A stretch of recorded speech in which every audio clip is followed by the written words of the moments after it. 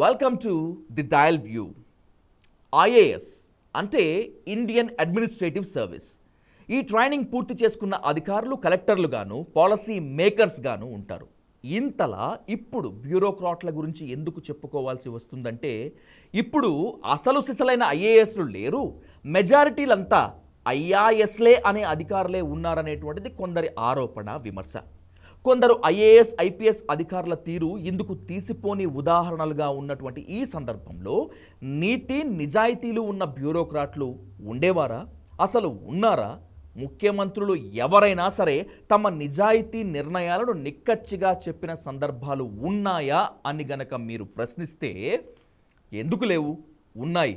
ఇదిగో ఇలాంటి ఐఏఎస్ అధికారులు కూడా ఉంటారు అని నేను మీకు ఒక యథార్థ సంఘటనని ఇప్పుడు వివరిస్తాను.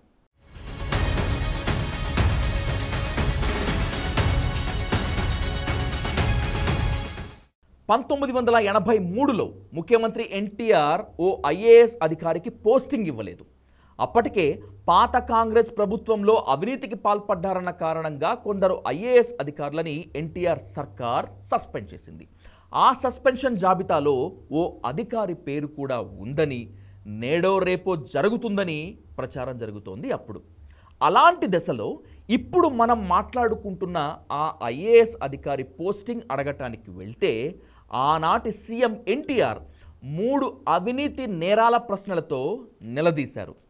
అందులో ఎన్టీఆర్ అడిగిన మొదటి ప్రశ్నగా, మీరు టీటీడీ నిధుల్లోంచి లక్షలాది రూపాయల్ని కేవలం బ్రాహ్మణులకే దోచిపెట్టారట, నిజమా కాదా అని ఎన్టీఆర్ అడిగితే అందుకు ఆ ఐఏఎస్ ఆఫీసర్ కొంతవరకు నిజమే సార్, కంచి పీఠాధిపతులు చంద్రశేఖరేంద్ర సరస్వతి స్వామి సలహా ప్రకారం రాష్ట్ర ప్రభుత్వ ఆమోదంతో టీటీడీ అమలు చేసిన పథకం కింద చేశాను. ఎవరైతే 12 నుంచి 16 సంవత్సరాల పాటు వేదాధ్యయనం చేసి ఘనాపాఠీలుగా క్రమాపాఠీలుగా గుర్తింపు పొంది ఉన్నారో వారిలో ఎవరు ప్రతిరోజు 8 గంటల చొప్పున తమకు సమీపంలోని దేవాలయంలో సమాజ సంక్షేమం కోసం వేదపారాయణ చేస్తున్నారో వాళ్ళకి నెలకు 600 రూపాయల నుంచి 800 రూపాయల గౌరవ వేతనాన్ని టీటీడీ చెల్లిస్తోంది. అటెండర్ ఉద్యోగం చేసేవాళ్లే నెలకి 15,000 సంపాదించుకుంటున్నారు. 16 సంవత్సరాల పాటు కంట నరాలు తెగిపోయేలా వేదాధ్యయనం చేయటం అంటే ఒక పోస్ట్ గ్రాడ్యుయేషన్ చేయటం వంటిది. అలా నేర్చుకున్న వేద విద్యని సమాజ శ్రేయస్సు కోసం దేవాలయాల్లో పారాయణ చేసినందుకు టీటీడీ నుంచి లబ్ధి పొందిన వేద పండితుల సంఖ్య 370. ఆ పండితులకు నెలకు 800 రూపాయలు చెల్లించడం దోచిపెట్టడం అని, అది నేరమని నేను అనుకోవట్లేదని ధైర్యంగా ఎన్టీఆర్కు చెప్పారు ఆ ఐఏఎస్ ఆఫీసర్.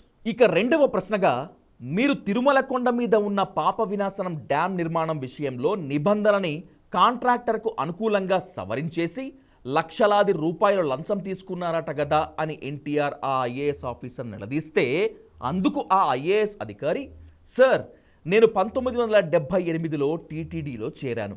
అప్పటికే డ్యాం నిర్మాణానికి హెచ్సిసి అనే కంపెనీ ఎంపికైంది. వాళ్ళు పని ప్రారంభించబోయే ముందు ఇంజనీరింగ్ నిపుణులు మరో 100 నుంచి 150 మీటర్లు దిగువన గనక డ్యాం కడితే నీటి నిల్వ సామర్థ్యం 3 రెట్లు పెరుగుతుందని చెప్పారు.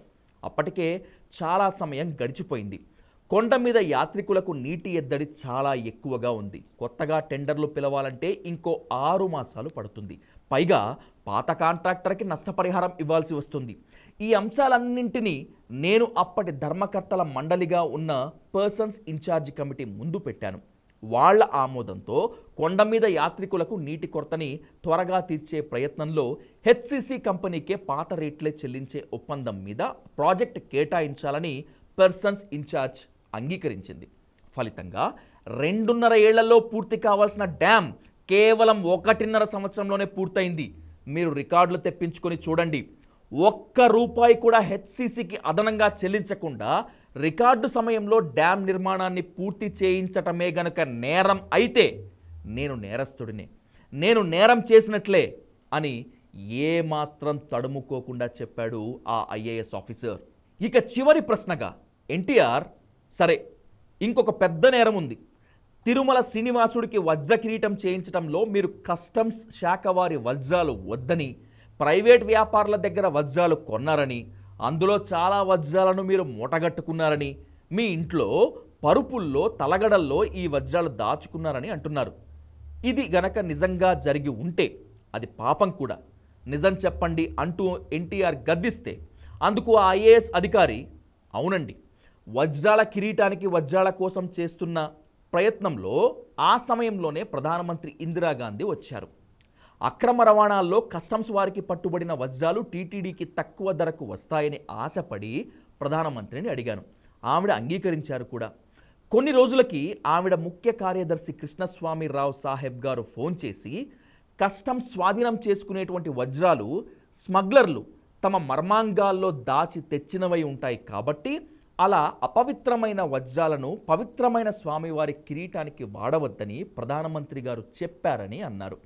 అందుకు బదులుగా కేంద్ర ప్రభుత్వ సంస్థ అయిన హిందుస్థాన్ డైమండ్ కార్పొరేషన్ ద్వారా హాలాండ్ నుంచి వజ్రాలు కొనుగోలు చేయించే ఏర్పాటు చేస్తామన్నారు.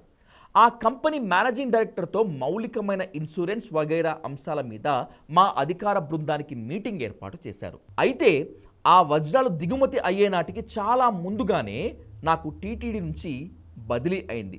ఇక ఆ వజ్రాలను చూసే అవకాశమే నాకు లేదు కదా అని అనేసరికి తీవ్ర అవమాన భారంతో ఆలోచనలో పడిపోయారు ముఖ్యమంత్రి ఎన్టీఆర్. ముఖ్యమంత్రి మాత్రమే కాదు, అవమాన భారంతో రగిలిపోతున్న ఆ ఐఏఎస్ అధికారి కూడా తన సీట్లోంచి ఉద్వేగంతో లేచి ఎన్టీఆర్ మీద తన ఆవేశాన్ని ఇలా కుమ్మరించారు. సార్, మీ ప్రభుత్వం ఏర్పడే సమయానికి నేను లండన్లో ఒక కోర్స్ చేస్తున్నాను. నేనంటే అసూయతో ఎవరెవరో చెప్పిన చెప్పుడు మాటలు విని మీరు నా మీద నేరాలు మోపుతున్నారు. టీటీడీలో ఎగ్జిక్యూటివ్ ఆఫీసర్గా నేను ప్రతి పనిని ఆ స్వామి మీద విశ్వాసంతోనే చేశాను. సత్ప్రయోజనాన్ని ఆశించే చేశాను. స్వామి ప్రేరణతో నా విద్యుద్ధర్మంగా భావించి మాత్రమే చేశాను. నా చిత్తశుద్ధిని, నిజాయితీని ఆ శ్రీనివాసుడు ఆమోదించినంత కాలం ఈ ప్రభుత్వం నాలో వెంట్రుక ముక్క కూడా కదిలించలేదు. మీ ఇష్టం వచ్చినన్ని విచారణలు జరిపించుకోండి. నేను నేరస్తుణ్ణి అని గనక మీరు నమ్ముతుంటే ఎలాంటి శిక్ష అనుభవించటానికైనా నేను సిద్ధమే. అది కూడా శ్రీనివాసుడి ప్రసాదమే అనుకుంటాను. సెలవు అని వెళ్ళిపోతుంటే ఒక్క ఉదుటున సీట్లోంచి లేచిన ఎన్టీఆర్ ఆ ఐఏఎస్ అధికారి చేతులు పట్టుకొని, ఆవేశపడకండి బ్రదర్, మేం పాలనకి కొత్తగా వచ్చాం. ఎవరో మీ మీద ఈ అభియోగాలు చేశారు. అయితే మా కార్యదర్శులు మోహన్ కందా గారు, బెనర్జీ గారు మీ మీద ఎలాంటి చర్య తీసుకోదలిచినా అందుకు ముందుగా మీతో మేం మాట్లాడి తీరాలని పదే పదే చెప్పారు. అందుకే మాట్లాడాం. అపార్థం చేసుకోవద్దు బ్రదర్ అని సవినయంగా చెప్పారట. ఇది జరిగిన ఒకే ఒక్క గంటలో ఆ నిజాయితీ ఐఏఎస్ అధికారికి రాష్ట్ర కోఆపరేటివ్ బ్యాంక్ ఎండీగా పాత పోస్టింగ్ ఇచ్చారు. 2 నెలలు తిరగకుండానే సమాచార, పౌర సంబంధాల, సాంస్కృతిక, చలనచిత్ర అభివృద్ధి శాఖల కమిషనర్గా కార్యదర్శిగా నియమించింది ఎన్టీఆర్ సర్కార్. ఆ ఐఏఎస్ ఆఫీసర్ పేరు పీవీఆర్కే ప్రసాద్. పాలనా సామర్థ్యం, దూరదృష్టి, ప్రణాళిక రచనలో పరిణతి, నీతి నియమాలు, నిరాడంబరత, నిజాయితీ, నిబద్ధత, సాహిత్యం, లలిత కళల పట్ల మక్కువ, విజయం, పరాజయం రెండు భగవంతుడి అనుగ్రహమే అని నమ్మే భక్తి విశ్వాసాలు, చివరి శ్వాస వరకు సనాతన ధర్మ పరిరక్షణకు జీవితాన్ని అంకితం చేసుకున్న వ్యక్తిత్వం, ఇవన్నీ కలబోస్తే వచ్చే రూపమే శ్రీ పీవీఆర్కే ప్రసాద్ అని చెప్తారు ఎందరో.